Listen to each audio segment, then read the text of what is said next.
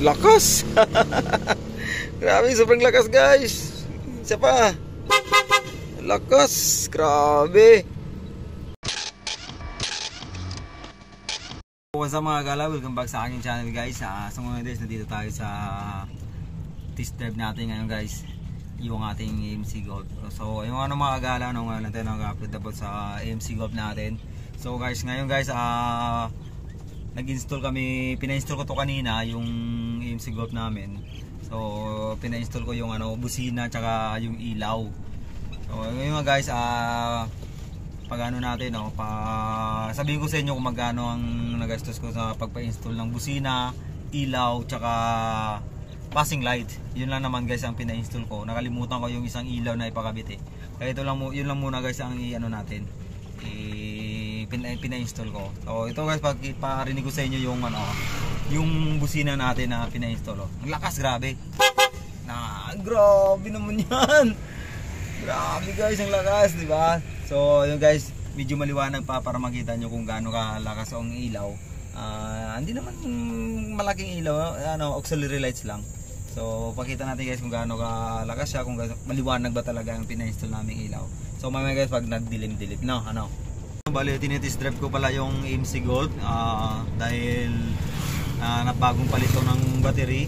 Ayun nga, dahil yung battery nito guys, yung stock na battery nito ay nasira na. So yung guys, paalala ko lang, totoo nga naman talaga na na pag once na umalis kayo, kailangan may gumagamit sa e-bike nyo, o di kaya yung tamang sinasabi ng ng mga technician dun sa Inwow na kung alis naman kayo walang tao, yun nga, i-full charge nyo to ang battery, tapos kailangan yung breaker naka-off. Yung nga tamang sinasabi nila. Dahil ganun ang nangyari sa battery ko guys ng AMC Golf. Dahil ayun nga, umuwi kami ng probinsya noon, tapos nakalimutan, hindi na yung breaker, tapos yung hindi ginagamit yung e-bike dahil nga walang naiwan sa bahay. So ayun ang nangyari guys, nasira yung battery. Ang nangyari sa battery guys ay nung pag-uwi namin, siyempre na-drain yun. Kinarge ko, tapos kala ko okay, tapos nung ginagamit ko, bigla na lang bumabagsak agad yung yung battery. Tapos nung ginamit ko, ayun, biglang bumagsak ang battery, biglang 50 plus agad, nasa 57 mga ganun guys. So yun pala nangyari, sira na pala yung battery noon. Tapos ayun, binalik namin doon sa Inwow, sira talaga yung battery, kaya ayun, another gastos na naman guys. Ayun, napalitan na to ng bagong battery ngayon, tinitest natin to. Nire-rise natin to ngayon. Kaya sa ngayon okay siya, goods na, kasi nga bago na eh. So ayun, nakikita nyo guys, mga na-install ko dito sa AMC Golf ay yan, ako na to naglagay ito, para sa init guys, ako lang naglagay yan, rugby lang ang ginamit ko dyan. So ayan guys, ako lang naglagay niyan. Yan, sinukat ko lang yan hanggang likod yan. Ayan, nakita nyo naman. Kaya nilagyan ko yan siya dahil sobrang init nung wala pa ako nilagay diyan. Grabe, sobrang init, ang ulo ko parang niluluto. So kaya nilagyan ko yan. Kaya kahit papaano, hindi na masakit sa ulo dahil alam mo na pagtanghali, di ba? Sobrang init. Ako lang naglagay yan guys, maganda yan. Bili lang kayo yan, tapos DIY ko lang yan, gamitin nyo lang rugby. Magandang rugby ginamit ko, tingnan nyo ngayon hindi na hindi natanggal yan, hanggang likod yan dyan. Ayan, kita nyo naman. Buong buong kisame niya. Tapos nakikita nyo yung parang fade yan sa ulan yan, dahil nung alam mo naman ang issue ng ng AMC Golf, diba? Yung gilid ni dito, parang yung niya, yung sealant ba yung tawag doon? Yung parang rubber doon na bumubuka. So ayun, tumatagas ng tubig doon. Ngayon binalik ko ulit doon sa Inwow. Ayun, libre na naman yung guys, wala kang babayaran doon. Alam naman Inwow yan eh. Ayun eh.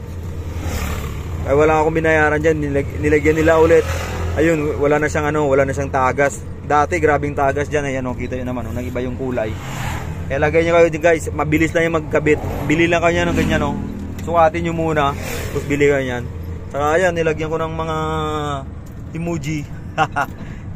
Ayan, nilagyan ko yung sticker lang guys. Ayan, ayun. Nakadepende sa mood. Nakadimit sa mood lang guys kung anong mood nyo. Gusto ko yung lagi ako. Astig. Oh, pwede rin yan. Ayan. Diba guys? Ganda, diba? So, yun nga guys, no? Dito tayo, no? Dito tayo. Hintayin natin yung gabi para ma-try natin yung ilaw. Kasi wala pa. Hindi pa masyado makita pag ano eh, pag ganitong maaraw. Pero paparinig ko lang sa inyo yung busina guys. Kung gano'ng kalakas ang busina na pina-install natin. Isa pa nga. Ay hey! Grabe, kala mo malaking ano eh, no? Malaking sakyan. Oh, di ba? Ay, napakaangas. So ayun nga guys, no, bale yun lang na-install natin. Ilaw, busina, tsaka passing light. Tsaka ayun nga ito. Tsaka yung mga emoji.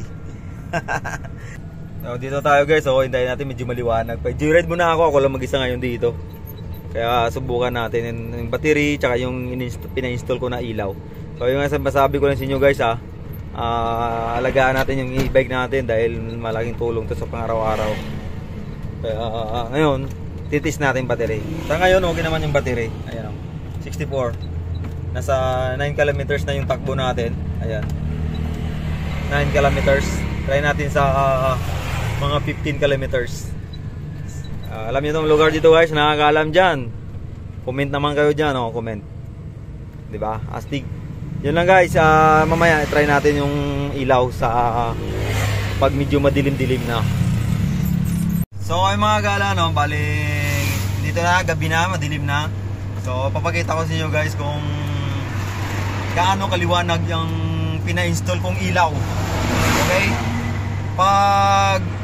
Pag walang ilaw, nakatinted kasi ako, yung normal lang ng ilaw ng AMC Golf, ganito siya kadilim. Ganyan siya kadilim, pero ano pa yan, may ilaw lang kasi. May ilaw lang kasi kaya medyo maliwanag pa dito. Subukan natin mamaya dun sa pinakamadilim. Kung gaano ka dilim pag nakatinted ka. Nakatin ka yung dito. Tapos normal lang na yung stock lang na na ilaw ng AMC Golf. Tingnan natin mamaya dun sa dilim guys, no. Tapos yung busina, ulitin natin. Dun ulit sa madilim, ipakita ko sa inyo, paparinig ko sa inyo din. Okay? So yung mga gala, no, nandito tayo sa pinakamadilim na lugar. Ayan, nakita yung mga gala. Sobrang dilim niyan. Yan yung ilaw ko, naka-stack pa yan. Ayan, oh, ito yung high. Yan ang high. Ito yung low. Pero pag dito, ito yung tinted guys, hindi kaya ganyan kadilim siya. Dahil tinted siya guys, sobrang dilim, di mo makita talaga ang kalsada kahit yung naka-stack na ilaw ka lang. Pero pag dito ka sa labas, medyo maliwanag yan, oh. Pero dun sa dulo na yun, madilim yun. Yan, oh, kita nyo naman, di ba? So ngayon titesting natin guys. Diretso na tayo. Let's go. Mag-high muna tayo guys. Yan ang high. 'Di ba? Ganyan siyang high, kaso hindi mo magagamit ang high dahil pag may kasalubong ka, magalit sa iyo, 'di ba? So ganyan siya guys. Yan. Kaya pag may kasalubong ka diyan, hindi kailangan mo siya i-low. Tingnan niyo guys, pag naka-high siya, ganyan siya. Pag tingnan mo ay low ko siya. Agoy, grabe, sobrang dilim, 'di ba guys? Ngayon guys, susubukan natin dito ang pina-install namin na ilaw na auxiliary lights, yung pina-install namin na ilaw kanina, kung gaano siya ka liwanag. Okay, doon tayo guys sa pinakamadilim ulit. Okay, punta tayo doon guys. Ngayon usog pa natin ng konti.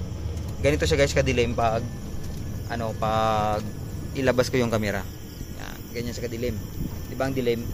Ngayon papakita ko sa inyo kung gaano kaliwanag yung pina-install naming ilaw. Okay, so ngayon guys, ito nakita nyo naman madilim, di ba? Ayan, wala na talagang makita. So ngayon, i-try natin yung in-install namin kanina, pina-install namin kanina na ilaw. Okay, patayin ko yung low, awang high. Tingnan nyo guys kung gaano siya kaliwanag. Bang! Kita nyo naman guys. Iyan ay ang kanyang low, itong kanyang high. Yan, kitang-kita nyo ba guys? Di ba? Sobrang liwanag yan. Itong high, yung puti, itong low. Tingnan nyo, ito nakatinted to guys. Ngayon ilabas natin yung camera. Ayan, ganyan siya kaliwanag. Oh, diba? Ito yung high. Oh, sobrang liwanag yan guys. Di ba? Satisfied? Oh, di ba? Pag dito tayo sa tent, sa crystal, high, low. Oh, ganyan siya guys, kaliwanag guys. Di ba? Ang angas. Oh, kaya hindi ka na mangamba guys pag dumaan ka sa madilim. Oh, high. Oh, di ba? Ganda guys. Tapos yung kasamahan mo pa ng high na ano, na ilaw, oh, liwanag na, low. Oh. Tapos meron pang passing light. Oh, di ba? Oh. Yan ang pina-install namin kanina guys. Busina ito. Agoy, grabe. Sobrang lakas. Tapos passing light. High. Oh, wala na. Oh, diba? Napakasilaw tsaka napakaliwanag ng aming pina-install kanina. So ngayon guys, papakita ko sa inyo kung ano yung ilaw na brand na pina-install ko, tsaka yung brand ng busina. Papakita ko sa inyo guys. Ayan. Grabing ganda guys. Pag stock light lang, tingnan nyo, napakadilim. Oh, wala ka talagang makita. Kaya kailangan mo talaga ng ilaw. Kaya hindi na kami mangamba pag pupunta kami sa madilim. Dahil sobrang dilim talaga, wala kang makikita pag naka-tent ka tapos papasok ka sa madilim. Hindi rin pwede gamitin yung high, 'di ba? Okay. Ayos ba? Ayos ba? Busina. Oh. Grabe. Ayos. Napakaangas. Napakaangas. Di ba guys? Oh, may baka po. Kitang-kita ng baka oh. Dati hindi kitang baka niyan. Oh. Okay, oh. Hide muna tayo kasi madilim eh. Ayan, grabe. Ayos, ang ganda. So, ngayon guys, ang busina pala na gamit ay yung Pia horn. Tsaka yung gamit naming ilaw na pina-install, Sinlo. Sinlo na brand. O, di ba? Oh. Tapos yung battery kanina guys, pinalitan naming battery sa MC Gold. Okay na okay siya guys. Nabiyahe ko sa kanina ng 15 km. Ngayon 15 ulit. Nasa 30 km na ang layo na ano namin. Ang layo na nabiyahe. Dahil nga pinalitan to ng bago, dahil nga yung sabi ko, nasira yung battery namin. So ayan guys, comment lang kayo dyan guys kung anong masabi nyo sa ilaw. Oh, yan sa loob, naka-tent tayo. Ayan ang ilaw niya. Ulitin natin. Pag sa labas, bagang. Grabe guys, kita oh. Pati yung langgam na tumatawid oh, kita oh. Di ba? Oh, hindi ka na mangamba pag pumasok ko sa dilim. Oh. Oh, di ba? Oh. Ganyan sa pag naka-tent. So, yung mga gagala nun, dito tayo ngayon sa ano, medyo maliwanag pa nga dito eh. Doon kasi kanina sobrang dilim eh. Siyempre, sobrang dilim doon, pangit naman na. Doon kami mag-stop. Sobrang dilim doon, baka may mga ibang tao doon. Hindi natin alam. O, ngayon try natin yung low. Yun. Low lang yan guys. Wait lang. So, ayan guys, yung low nya. Yan. High. Yun, grabe guys. Sobrang liwanag yan guys. Oh, yan. Tapos, off. Yan, tapos passing light. Yan, may passing light yan guys. Yan, 'di ba? Kasabay yan ng low tsaka high passing light. Yun. Okay, busina. Good. Oh, grabe guys, ang ganda. Angas no.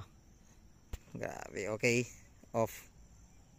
So ayun nga guys no, ang gamit natin na busina, Pia horn, original yung guys. Tapos ang gamit natin na mini driving light, Sinlo M1 na 30 watts. Okay guys, ganyan lang guys yung napili ko para naman hindi siya kakalakasan sa baterya ng MC Golf natin. Pero malakas na rin ang ilaw kasi kahit 30 watts siya, di ba? Kaya ayun nga guys no, ayun sa mga wala pang idea sa mga ganito, ayun guys, may idea na kayo para sa MC Golf natin. Kahit hindi yung MC Golf, lahat naman. Tsaka para may idea kayo kung gusto nyo magpa-install. Sa akin, Pia horn, tsaka Sinlo M1 na 30 watts. So, ayun guys, sulit naman at saka maganda yung kinalabasan ng install ng ilaw tsaka yung busina. Ayos ako dun sa ilaw, ayos na rin ako sa busina dahil alam niyo naman sobrang lakas ng busina. Oh. Agoy! Grabe. Kita yun guys. Rinig niyo yung guys. Pia horn lang yan guys, ha, pia horn. Okay, okay. Isa pa, oh. Agoy, grabe. Ayun guys. Ang nagastos ko ay ang nagpa-install ako. Package na yung guys. Nasa 5.4. Yun guys, nagastos ko 5.4. Pero kung gusto nyo makatipid, pwede kayo bumili ng makamura. Ako kasi hindi na ako kasi dahil busy nga. Yun na lang yung ko. Hindi ako naka-order at saka kailangan ko talaga. So yun na, nagastos ko 5.4. So kung gusto nyo makatipid, pwede kayo bumili ng advice na to guys. Pwede kayo bumili ng sarili nyong pia horn. Tapos bili kayo ng mini driving nyo. Tapos doon nyo na pa-install. Yun guys, idea yun para makatipid kayo, di ba? So ayun guys, no. Next time naman ay yun lahat okay na, pati battery, yung MC Gold battery napalitan na, okay na. Ilaw, busina, ayos na rin. Subscribe kayo guys, Galans Roll, para updated kayo sa aking mga channel, no, sa aking mga video. Ayun, shout out pala sa nakakilala sa atin diyan, kay Kuya. Okay, shout out Kuya. Next time, balik ka, bigyan kita ng sticker. Okay, hanggang dito lang guys. Maraming salamat and peace out.